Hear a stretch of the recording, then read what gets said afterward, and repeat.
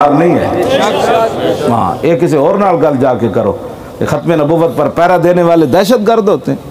फिर अब मेरे जैसा बंदा भी दहशत गर्दी कर सकता है जो पानी पीने का भी मोहताज है। कोई बात करो, ये क़यामत तक कि नवे ना लिखाना है कि एक व्हील चेयर पर बैठ के ताजदार खत्मे नबुव्वत का नारा लांदा सी ते जज ने उन्होंने की कहते हो दहशत गर्द है। किन में नाम लिखाना चाहते हो क़यामत वाले दिन जिनके सामने पेश होना है? कोई तुम्हें समझ है इस बात की? ये चंद दिन की दुनिया है, फिर चले जाना है। तारीख में किस नाम के साथ तुम्हें पुकारा जाएगा? तुम्हारी नस्लें कैसे सर उठा के चलेंगी कि जिन्होंने 8 लाशें भी संभाली, फिर भी दहशत गर्द वो जिन्होंने 8 लाशें उठाई, 12,000 शैल खाए और टैरों के साथ सोए रहे और ठंडी हवाएं बर्दाश्त की, और फिर दहशत गर्द भी वही। पूछा तो उनसे जाना चाहिए था कि तुमने खत्मे नबुव्वत पर क्यों तब्दीली की हो?